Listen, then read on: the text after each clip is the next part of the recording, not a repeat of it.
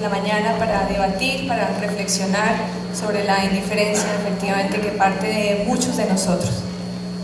Para la veeduría distrital, particularmente para la veeduría especializada de seguimiento a la política pública distrital de discapacidad, es relevante que se conozca y se entienda la Ley Estatutaria 1618 de 2013, cuál es su alcance, a quiénes beneficia y cómo se están implementando por parte del Sistema Distrital de Discapacidad, con el fin de fortalecer el control social participativo, incluyente e incidente para la inclusión real y efectiva de las personas en condición de discapacidad.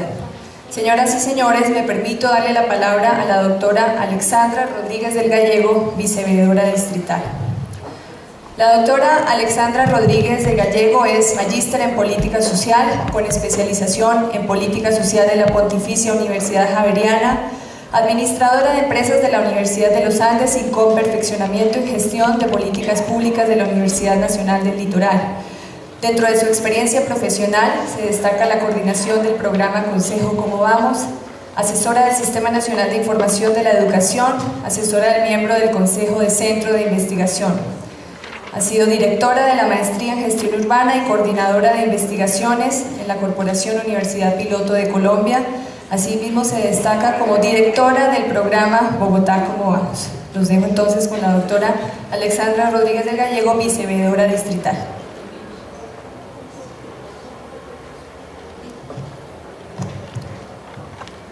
Buenos días a todos. Es para mí un gusto grande estar con ustedes en esta mañana.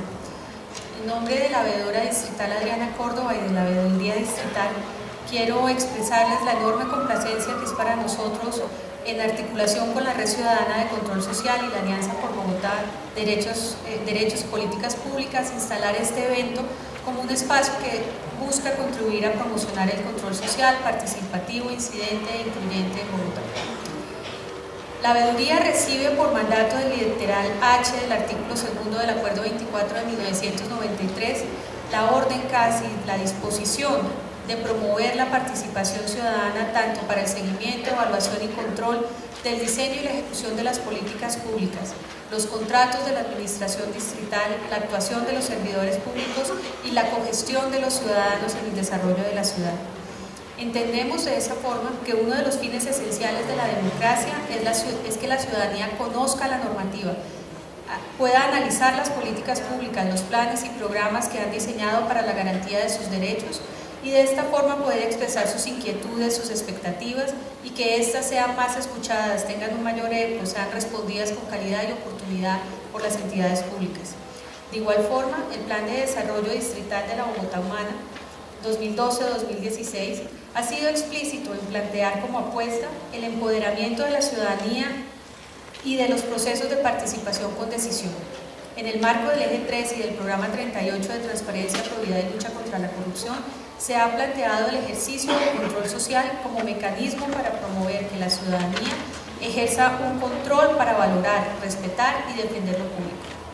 A partir de la Ley 1346 del 2009, Colombia adopta la Convención de Naciones Unidas sobre los Derechos de las Personas con Discapacidad y la radica el 10 de mayo de 2011, luego de que la Corte Constitucional la declarara exequible mediante la sentencia C-293 de 2010.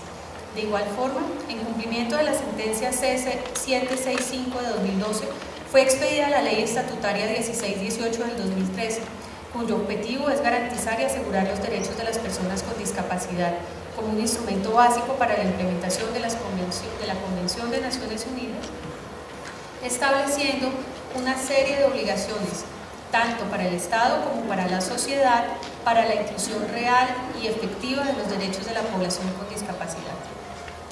En este sentido, la Ley Estatutaria 1618 del 2013 determina que el Estado adopte medidas de inclusión, acciones afirmativas y ajustes razonables en concordancia con la Ley 1346 de 2009, que además establece su socialización a nivel nacional, departamental, municipal y distrital. A partir de lo anterior, el nivel distrital, la política pública de discapacidad, se constituye en un mecanismo de democracia y de la gestión pública. En ella se articulan las acciones que la Administración debe desarrollar en pro del reconocimiento y restitución de los derechos de las personas con discapacidad, recogiendo todas las disposiciones contempladas en la ley estatutaria. Desde el año 2013, la Veeduría Distrital ha acompañado procesos ciudadanos en la perspectiva de fortalecer capacidades para el ejercicio de los deberes y derechos. Uno de estos es la Veeduría Especializada en Discapacidad, que surge de la iniciativa ciudadana de hacer seguimiento, control y vigilancia de las políticas públicas, de la política pública distrital de discapacidad, y donde confluyen líderes, grupos y organizaciones sociales de las localidades interesados en el seguimiento de la política. En su conjunto, el grupo de ciudadanos ha considerado algunos temas gruesos de análisis, los cuales giran en torno al cumplimiento del Acuerdo Distrital 505 de 2012, el cumplimiento del Proyecto 721 del 2012 y de la Ley Estatutaria 1618 de 2013. En este contexto, y como parte de un proceso en el que queremos promover y fortalecer ejercicios de control social incluyentes e incidentes alrededor de la política pública de discapacidad y de la Ley 1618 del 2013 sobre discapacidad, la Red Ciudadana de Control Social, la Alianza por Bogotá, Derechos y Política Pública y la Veeduría Distrital aunan esfuerzos para la realización de este foro. La Alianza por Bogotá, vale la pena resaltar, es un acuerdo de voluntades para la defensa y cuidado de lo público conformado por la Fundación Restrepo Barco, la Fundación Corona, la Fundación Saldarriaga Concha, Maloca, Educación Compromiso de Todos, Así Vamos en Salud, la Fundación Empresarios por Bogotá y el Consejo el Privado de Competitividad COMPIT. Va consecuentemente la invitación a todos y a todas las presentes para que participen activamente en este evento que debe constituirse en un auténtico ejercicio de control social, impulsor de una conciencia ciudadana cada vez más comprometida con su propio desarrollo y con el sueño de construir conjuntamente una ciudad más amable, incluyente y más humana. Ustedes han recibido, todos al momento de la inscripción, han recibido un formato para inscribirse en las mesas temáticas que se vienen desarrollando desde el 2011 y frente a las cuales esperamos su vinculación y una participación activa para continuar con el proceso de implementación de la política a nivel distrital.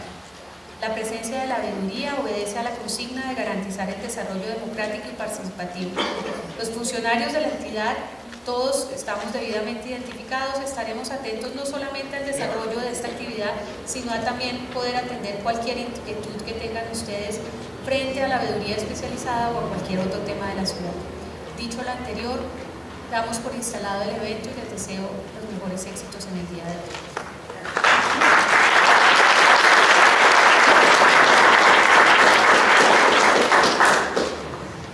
Muchas gracias a la doctora Alexandra Rodríguez del Gallego, viceveedora distrital.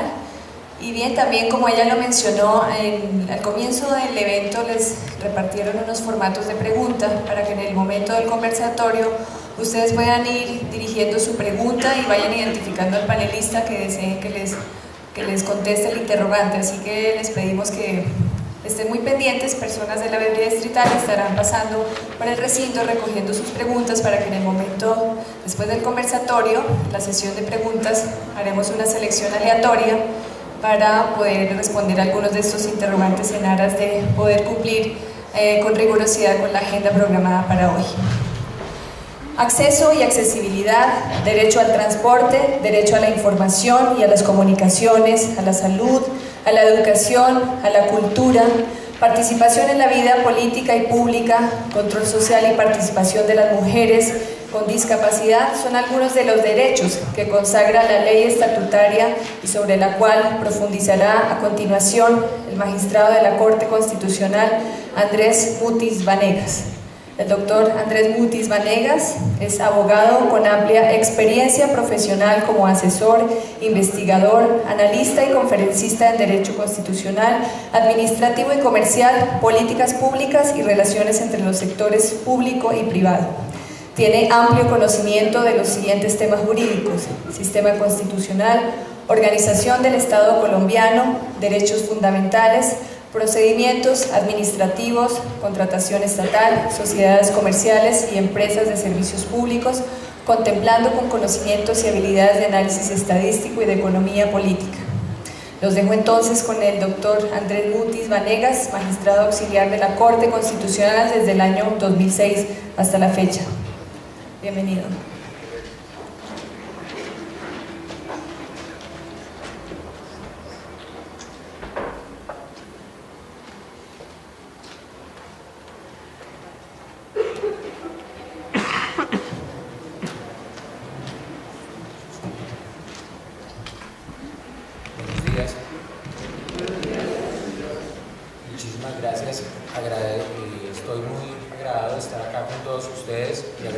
agradezco especialmente a la Veeduría Distrital por esta invitación, por la oportunidad de hablar un poco sobre los contenidos y el contexto dentro del cual surge la Ley 1618 de 2013, que yo particularmente tuve la oportunidad de conocer en razón de mi trabajo en la Corte Constitucional con ocasión del proceso de revisión automática de esta ley estatutaria una vez que el proyecto había sido aprobado por el Congreso de la República. Lo primero que yo quisiera compartir con ustedes es una reflexión sobre por qué una ley estatutaria en relación con este tema, ¿sí? Había habido algunos desarrollos legislativos anteriores y sin embargo es necesario una ley estatutaria, entre otras cosas porque es muy de nuestro temperamento colombiano, latinoamericano, es una característica de nuestro sistema jurídico el apego, el interés por tener normas escritas. Sentimos que las normas escritas nos dan seguridad, ¿sí? Sin embargo, hay otras culturas jurídicas donde la gente confía más en la jurisprudencia, los pronunciamientos de los jueces, en la propia costumbre para resolver sus problemas sin necesidad de que haya desarrollos legislativos. Pues bien, como les digo, hace parte de nuestra cultura el hecho de que si no tenemos normas no nos sentimos seguros o tranquilos. Esto ha sido incluso magnificado un poco en el sentido de que mucha gente siente que hay normas y hay soluciones y no necesariamente es así. Las normas tienen que cumplirse, tienen que implementarse pues para que vengan verdaderamente las soluciones, pero en todo caso, digamos, y justamente porque nuestra cultura predominantemente tiende hacia eso, pues es positivo que surja una norma con las características que tiene esta ley 1618 en relación con un tema tan importante como este. Y yo les decía, hay algunos antecedentes anteriores. El primero importante yo creo es la propia Constitución del 91, que por una parte contiene un interés muy especial porque la igualdad sea real y efectiva. Es una manifestación muy típica del Estado Social de Derecho, que es como el sello distintivo de la Constitución del 91. Antes del 91 pues teníamos una proclamación de la igualdad, pero se ha dicho mucho que si no había igualdad real no pasaba mucho, ¿sí? Ahora la idea es que si pasa, si hay consecuencias, hay una auténtica preocupación porque la igualdad sea una vivencia real de las personas. Eso en términos generales, en el artículo 3, como les digo. Sin embargo, en el 47, adicionalmente, hay un artículo que específicamente habla de las personas con alguna limitación, con alguna discapacidad, y dentro del ámbito de los derechos económicos, sociales y culturales, y pues le encarga al Estado la responsabilidad de preocuparse por ellos, de hacer que la igualdad sea real y efectiva para ellos, ¿sí? En una situación muy específica. Es lo que da origen a lo que se denomina un enfoque diferencial, que los hay en relación con diversas poblaciones, pero bueno, el que les concierne, les interesa a ustedes particularmente, es el de las personas con discapacidad. Y como producto de esto, por ejemplo, en 1997 se aprobó una ley en su momento muy importante, la ley 361, que presumo ustedes conocen, por la cual se establecen mecanismos de integración social de las personas con limitación y se dictan otras disposiciones. Y paralelamente hay desarrollos internacionales sobre el tema. La preocupación que hay en Colombia, que es relativamente nueva, de pronto hace 50 años lastimosamente no había una sensibilidad o una preocupación por ese tema comparable a la que hoy hay. Es también reflejo de que se produce el mismo movimiento un poco antes que acá en el entorno internacional, ¿no? Entonces hay varios tratados de contenido parcial, diría yo, en las últimas décadas del siglo XX, que tratan sobre este tema.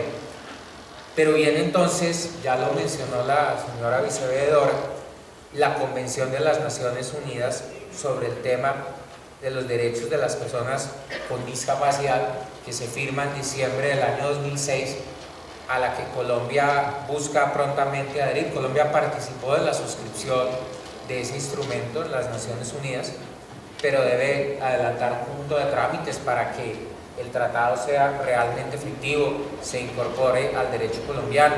Entonces lo hace, lleva la propuesta al Congreso de la República para que se adopte mediante ley, es la ley 1346 de 2009, también esa está sometida a control automático, pasa por la Corte Constitucional, como ya ella comentó, fue aprobada y entonces oficialmente Colombia oficializa su voluntad de comprometerse al cumplimiento de este nuevo instrumento.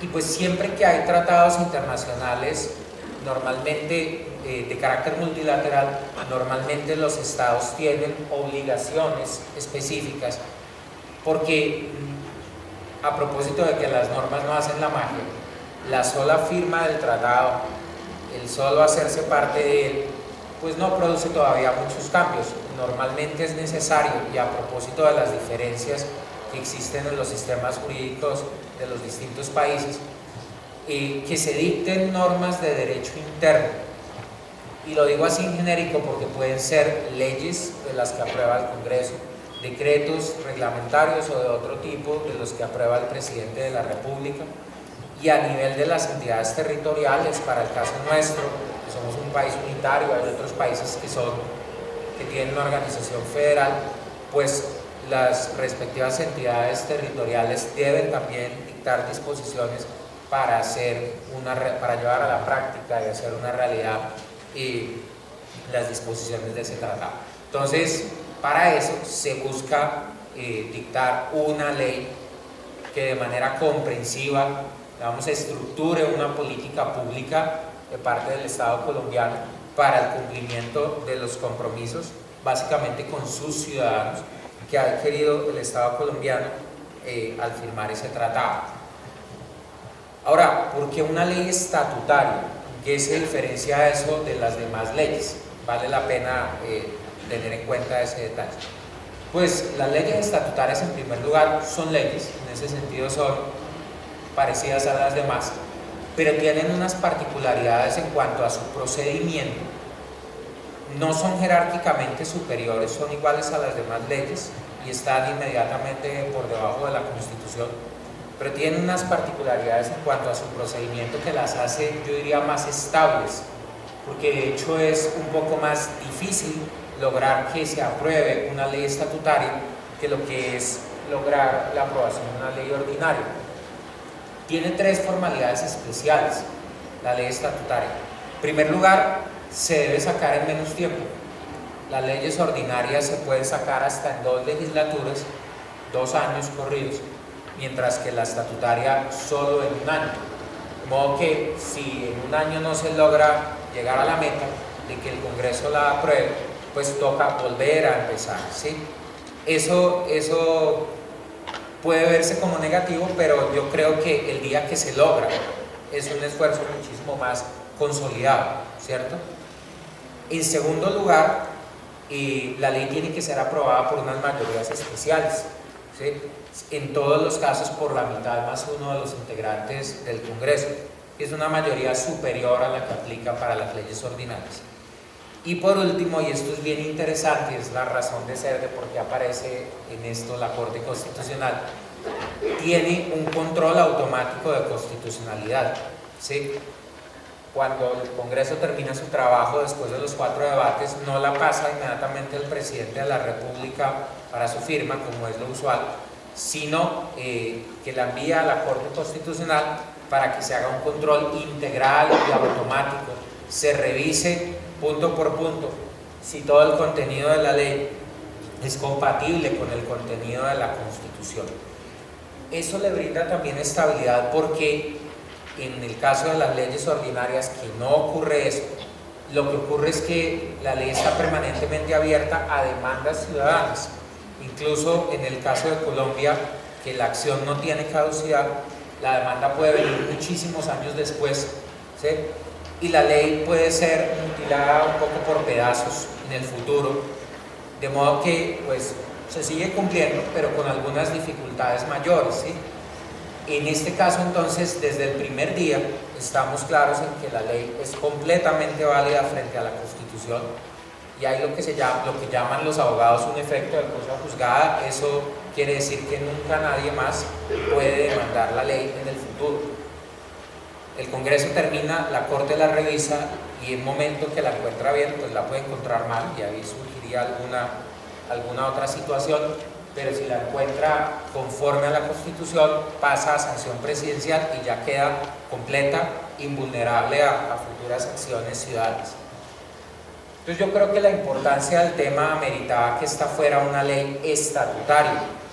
Hubo algún debate que ustedes podrán mirar, los que estén interesados, en la sentencia 765 de 2012, porque no era claro que tuviera que ser ley estatutaria por mandato constitucional.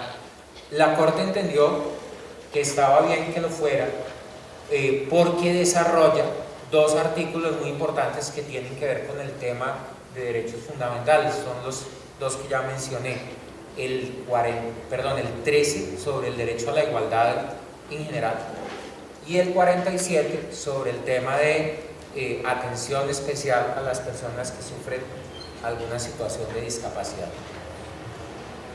Entonces se expide finalmente esta norma. Ahora hay otro detalle a propósito de nuestro mayor gusto por el derecho escrito, y es que, como ha pasado con otros temas, por ejemplo con el habeas data, desde el 91, cuando viene la nueva Constitución, se producen muchos cambios, se producen muchas decisiones favorables, sobre todo a nivel de las acciones de tutela, y esa es una importante intervención que tiene en relación con el tema de la Corte Constitucional. Entonces, cuando llega esta norma, tenemos a las espaldas ya 20 años de jurisprudencia sobre el tema de la discapacidad muy consolidada.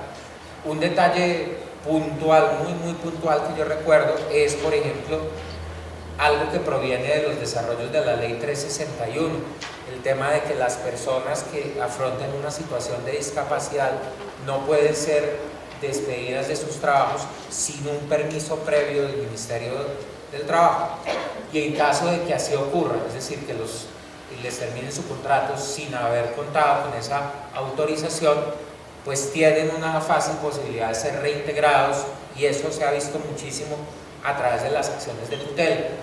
Pero, por ejemplo, hay muchos casos que tienen que ver con temas de salud, con las necesidades especiales de las personas con discapacidad, que no están cubiertos en el POS, por ejemplo, y que por eso las EPS no los entregan fácilmente, pero que a través de las acciones de tutela también hay una línea ya muy consolidada en el sentido de que deben entregarse porque es necesario para la plena vigencia de los derechos fundamentales, para el pleno cumplimiento de esa obligación que el Estado tiene a partir del artículo 47.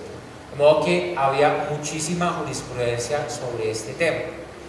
Y la ley, de alguna manera, pues por una parte reproduce contenidos del Tratado de las Naciones Unidas del año 2006, pero lo otro que hace es incorporar y poner en la ley, en la norma, todo aquel desarrollo que la Corte Constitucional ha venido haciendo a lo largo de estos 20 años. De modo que, y adelantando un poco la conclusión, pues todo eso facilitó mucho que finalmente la Corte Constitucional tomara una decisión favorable sobre la exequibilidad de esta norma, porque contiene lo que contiene el Tratado de las Naciones Unidas, que ya había sido aprobado por la propia Corte.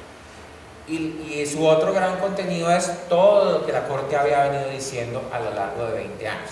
¿Sí? Ahora, a propósito de nuestro apego por las normas y por el derecho escrito, no debería ser así, pero en realidad hay una importante diferencia entre tener mucha jurisprudencia favorable y tener una norma, ¿no?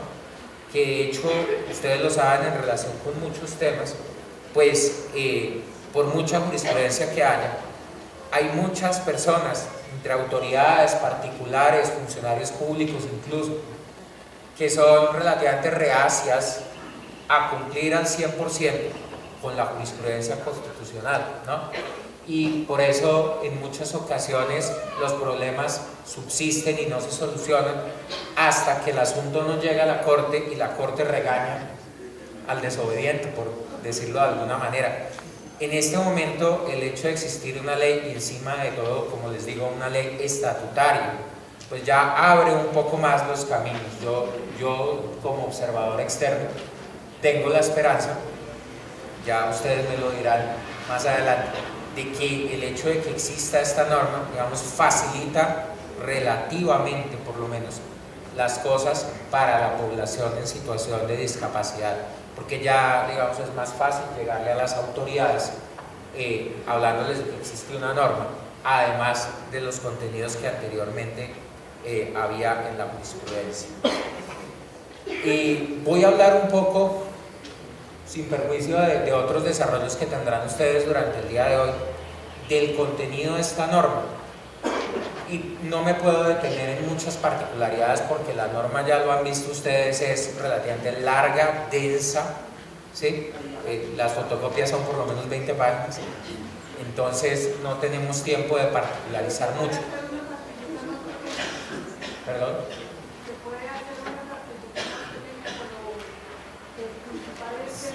Sí, vamos a hablar de los principales temas, sin duda.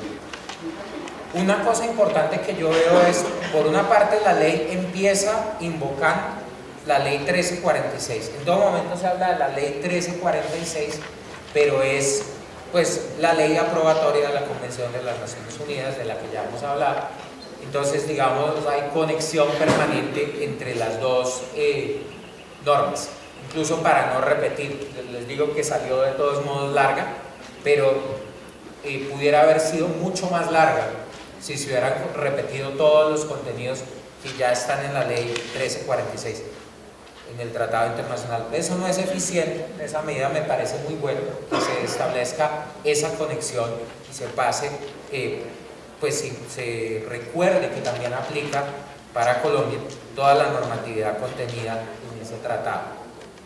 En segundo lugar, me parece muy importante el tema de las definiciones. Las dos normas, tanto el tratado como esta nueva ley 1618, contienen al inicio definiciones.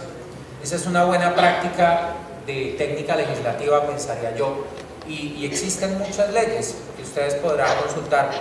En muchas leyes, sobre todo las que son relativamente extensas, vienen unos primeros artículos que definen los principales términos, los principales sujetos, los principales conceptos que son desarrollados a lo largo de toda esa ley. Entonces acá pasa lo mismo. Se invocan las definiciones contenidas en la 1346 y se establecen otras más. Yo creo la más interesante para mí, naturalmente, es la de personas con y o en situación de discapacidad, porque sin duda esta definición delimita los destinatarios de esta ley, quiénes son los sujetos a quienes la ley beneficia. Y en realidad es una definición muy amplia, ¿sí? Ya la pueden ver ustedes en el artículo 2 de esta ley. Y a mí me llamó la atención, por ejemplo, una cosa, y es que creo que vale la pena leerla. Dice que son aquellas personas que tengan deficiencias físicas, mentales, intelectuales o sensoriales a mediano y largo plazo, que al interactuar con diversas barreras, incluyendo las actitudinales, que luego son definidas, puedan impedir su participación plena y efectiva en la sociedad en igualdad de condiciones con los demás.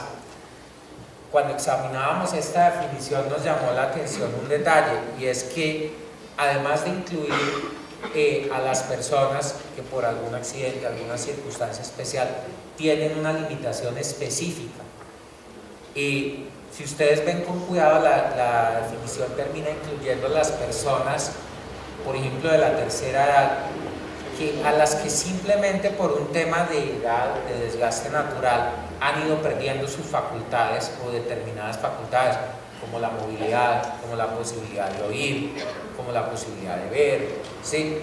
O tienen cualquier otro tipo de limitación que las limita frente a las barreras que la sociedad tiene, que veíamos ahora algunas pocas en este video.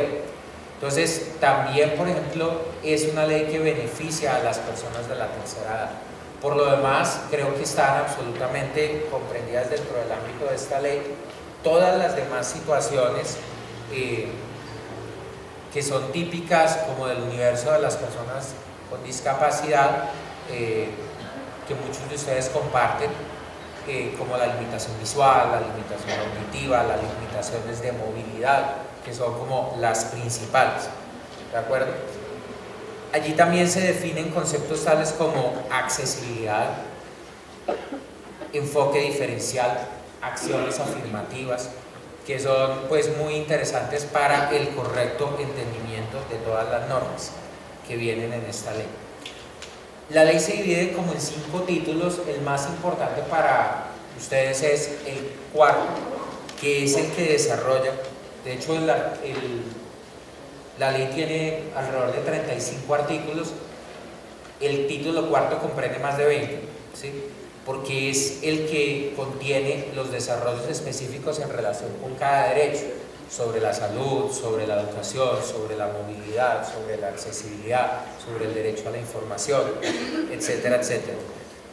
El título tercero al comienzo señala, por ejemplo, algunos deberes de las autoridades y de la sociedad. Yo creo que esto es bien importante porque la ley es bastante ambiciosa y, digamos, por el interés de ustedes, desde la perspectiva en que ustedes están, la ley compromete absolutamente a todos los sujetos sociales, al Estado, a la sociedad, a las familias, a las entidades públicas y privadas, en hacer lo necesario para que la vida de las personas que tienen alguna situación de discapacidad pues sea mejor, sea más expedita, esté sin tantas dificultades como en el pasado ha tenido. Y como les digo, en el título cuarto pues están los desarrollos en relación con cada uno de los derechos que de manera explícita el legislador ha querido proteger en cabeza de las personas con discapacidad. Ahora, a propósito de la magia de las normas, yo tengo que decirles también que de hecho la ley, y eso que ya es el tercer o cuarto paso de la normatividad en beneficio de las personas con discapacidad, es todavía muy genérica y muy abstracta, ¿sí? Requiere todavía grandes desarrollos. Yo creo que su mérito sería como el de ser una política pública integral de carácter nacional sobre el tema de la discapacidad. Es integral, es comprensiva, como les digo, la siento bastante ambiciosa en la medida en que invoca todos los derechos que son importantes. De pronto igual alguno se habrá quedado, ustedes me lo podrán decir, pero yo como observador externo siento que es bastante completa en ese sentido, ¿sí? Pero todavía hay mucho por hacer. Un tema del que se ocupó la Corte Constitucional, y a propósito de que estamos en un evento de Bogotá, de la veeduría distrital, es que la ley le asigna responsabilidades a las entidades territoriales, ¿sí? Encarga a los departamentos, a los distritos, a los municipios de ocuparse por ponerle desarrollo concreto a esta norma. Hay responsabilidades nacionales también, hay varios ministerios involucrados en relación con este tema. Obviamente salud, trabajo, el Departamento Administrativo de la Prosperidad Social, Ministerio de Hacienda, en la medida en que muchas de las acciones que se van a desarrollar pues tienen un costo, ¿sí? Pero aquí hay un detalle muy positivo, pienso yo, para la población con discapacidad, y es que a través de esta ley, ya con todas las revisiones por parte del Congreso, por parte de la Corte, el Estado asume oficialmente esa responsabilidad de hacer ese gasto en la medida en que fuere necesario. Ustedes comprenderán, como cualquier otra cosa que implica gasto para un sector específico, que lograr la aprobación de una norma como esta pues no era del todo fácil, ¿no? Siempre hay resistencias por restricciones fiscales, etcétera, y ya, digamos, esos son barreras que han sido superadas en este sentido, pero se requiere un alto grado de desarrollo adicional. La Corte consideró que no había ningún problema de constitucionalidad en el hecho de que se atribuyan todas esas responsabilidades a las entidades territoriales, y de hecho como manifestación de lo que es nuestro sistema de Estado unitario con autonomía de las entidades territoriales, ellas pueden, Bogotá puede, por ejemplo, a través de sus propias autoridades, adoptar una política pública más completa, más ambiciosa, que otorgue mayores beneficios a las respectivas poblaciones, porque en ese sentido la ley estatutaria, que es de carácter nacional, es como un marco de mínimos, ¿sí?, pudiendo agregarse lo que las entidades territoriales consideren. Una cosa más que yo quisiera destacar es el tema de que esta ley se define como una acción afirmativa, ¿sí? Quiero hablar un poquito de en qué consiste realmente una acción afirmativa, que es una de las definiciones que allí trae la propia ley 1618. Una acción afirmativa consiste básicamente en darle un poco más a quien tradicionalmente ha tenido menos, para que como resultado todos tengamos más o menos lo mismo. En otro espacio se ha comentado, y es algo bastante gráfico, que una acción afirmativa podría ser cuando hay personas que quieren ver un partido de fútbol que se está desarrollando en una canchita que tiene una pared que la rodea, ¿no? Entonces de pronto hay algunos que son mucho más altos y se pueden asomar y alcanzan a ver lo que está pasando adentro sin ningún esfuerzo adicional, pero hay otros que tienen menos estatura, que definitivamente no alcanzan porque cuando llegan pues tienen acá la pared. La acción afirmativa consistiría en repartir banquitos para que todos los que son de menos estatura pues se puedan parar en el banquito y alcancen a ver lo mismo que los demás, ¿sí? En ese momento podrán venir los que sí son altos y decir: ay, a mí ¿por qué no me dan banquito? ¿Por qué esta discriminación contra mí? No, señor, usted no lo necesita. Usted está pudiendo ver por sus propios medios sin necesidad de ninguna ayuda. Pero estas otras personas, si no se les da esa ayuda, no podrían ver. En eso fundamentalmente consisten las acciones afirmativas, ¿sí? Y es un gran instrumento para la efectividad del Estado Social de Derecho, para que en realidad para que la igualdad pueda ser real y efectiva y no pura letra muerta como de pronto podía haber sido en el pasado. Y siempre que se adoptan acciones afirmativas mediante una ley, hay acciones afirmativas que se adoptan a veces primero por una decisión judicial, ¿sí?, o se adoptan a nivel local, podría ser, no sé, por un acuerdo del Consejo, puede ser también por una ley, por parte del presidente de la República, si tiene la competencia para expedir decretos en relación con un determinado tema. Aquí, como un paréntesis histórico interesante, el concepto de la acción afirmativa surge en los Estados Unidos hace alrededor de 50 años a propósito de la situación de las personas afrodescendientes, que más de 100 años después de la abolición de la esclavitud seguían en muchos casos siendo tratadas como si todavía fueran esclavos, ¿sí?, y no se les reconocían completamente sus derechos. Entonces viene una reflexión jurídica muy importante en los Estados Unidos en torno a los derechos de los afrodescendientes, que es el que da origen a este concepto. Entonces, cupos universitarios para ellos, cupos en las listas para las elecciones a las corporaciones públicas, y así muchas otras cosas que de alguna manera un poco más o un poco menos limitan el derecho de otros en beneficio de quien ha estado tradicionalmente discriminado. Tiempo después en Europa se desarrolló mucho la acción afirmativa, pero allá fue a propósito de las mujeres, ¿sí?, para propiciar la inclusión laboral de las mujeres, para que pudieran tener igualdad real y efectiva frente a los hombres, más allá de las declaraciones formales. Aquí en Colombia, pues la acción afirmativa no la vemos por primera vez en el 91, pero digamos sí le da un sello mucho más oficial la Constitución del 91, que contiene de hecho la orden de preocuparse de manera especial por ciertas poblaciones como son los discapacitados. Y ya luego le corresponde al Congreso, al que hace las leyes, desarrollar, cumplir cumplir esos mandatos, ¿no? Y puede también añadir otros ejemplos de poblaciones que deben ser objeto de acciones afirmativas. Y en Colombia es posible que tengamos muchas porque este es un país en desarrollo, ¿sí? En los países de Europa o en Estados Unidos donde surgió este concepto, fíjense que es mucho más delimitada la población que es objeto de la acción afirmativa, pero por ejemplo en ambos lugares tiene un gran desarrollo la acción afirmativa en favor de las personas con alguna discapacidad. Tal vez una razón que puede dar lugar a que pudiera ser, por ejemplo, inconstitucional alguna de las obligaciones que se establecen a través de las acciones afirmativas, que son muchas, ¿sí?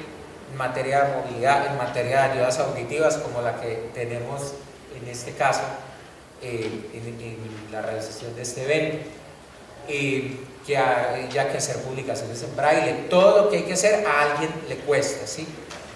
Y una de las razones por las que eso podría ser considerado inconstitucional es pues porque el costo sea excesivo de alguna manera, ¿sí? Frente a quien tiene que asumirlo.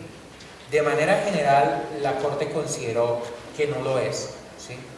Que está suficientemente clara la importancia de esta población, la necesidad de atenderla, para que, como digo, la igualdad sea real y efectiva. Existen también unos compromisos internacionales que tienen que ser honrados a través de la expedición y la vigencia real de normas de derecho interno al interior de Colombia, etc.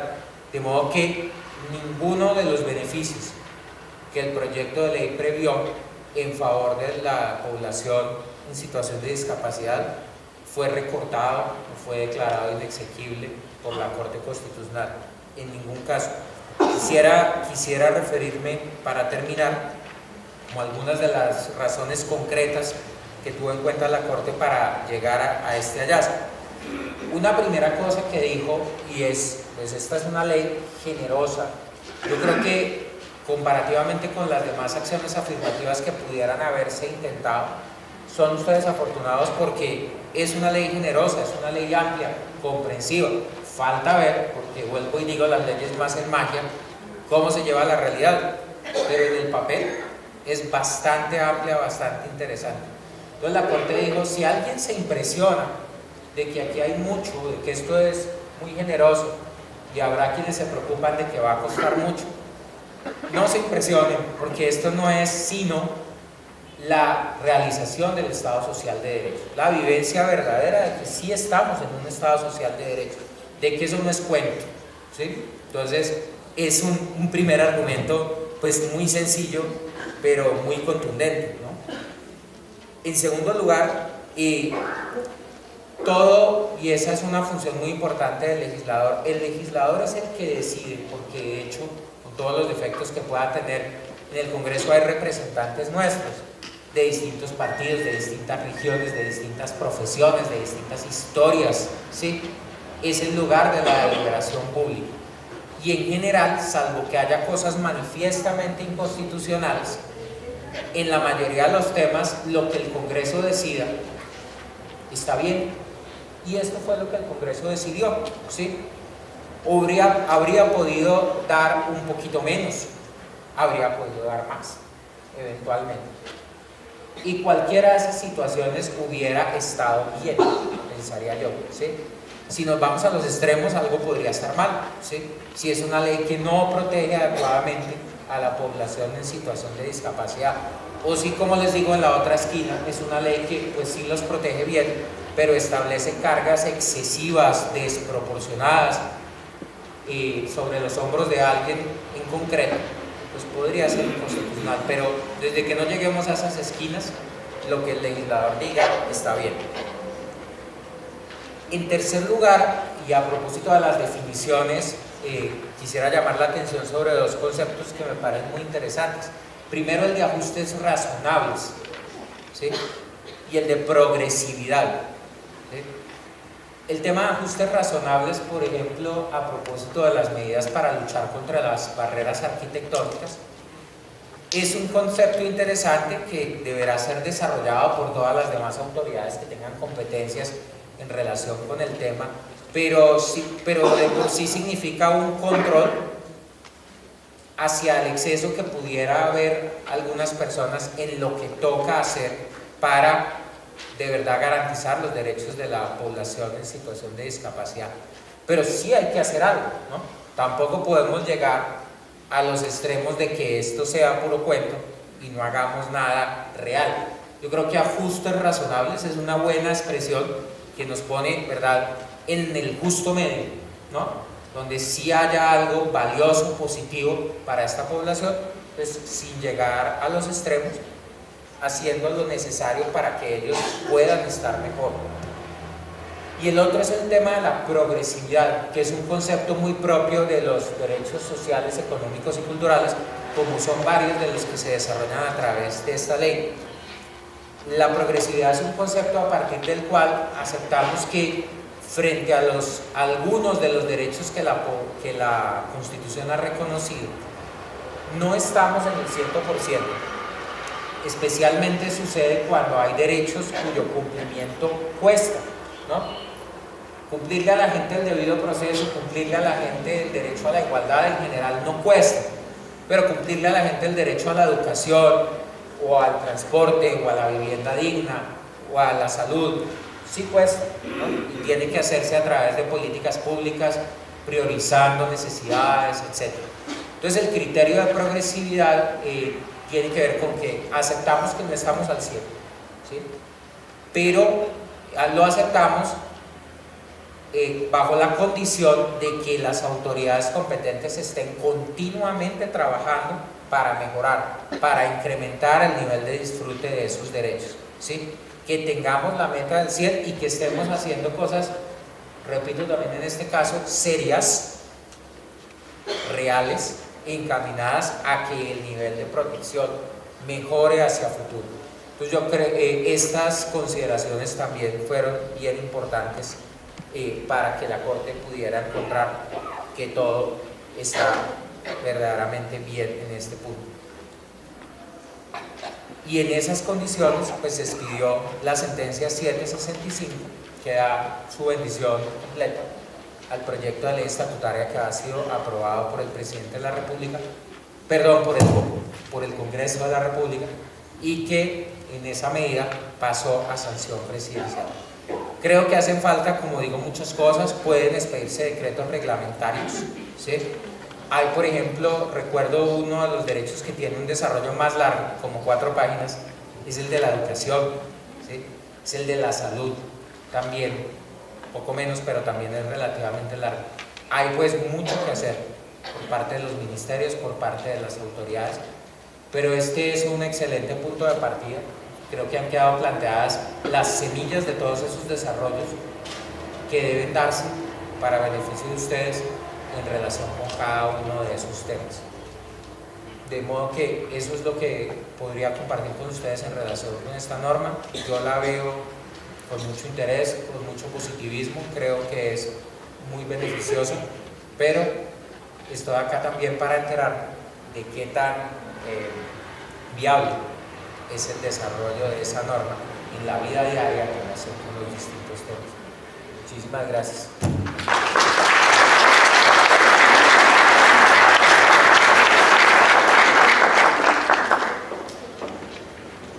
Muchas gracias al doctor Andrés Mutis Vanegas, magistrado de la Corte Constitucional.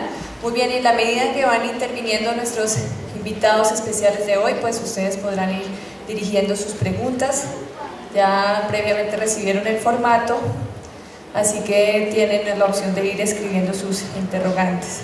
Muy bien, vamos a dar paso a un breve receso, pidiéndoles para que por favor sean muy estrictos con el tiempo y podamos, regresando del café o del refrigerio, dar paso al conversatorio con los expertos con base en 4 preguntas dinamizadoras que planteará nuestra moderadora de hoy, Angie Pardo, funcionaria de la Veeduría Delegada para la Participación y los Programas Especiales. Mientras que salen, yo les recuerdo que hasta el próximo 5 de octubre tendrán plazo para inscribirse a participar en el reconocimiento al Control Social 2013. Si ustedes tienen experiencias muy importantes en el ejercicio del control social, Esperamos que las hagan llegar a la veeduría para que se postulen y participen en este importante reconocimiento que hace la veeduría distrital con la alianza de la Fundación Corona, de Avina, de Transparencia por Colombia. Entonces ya nos vemos dentro de muy poco.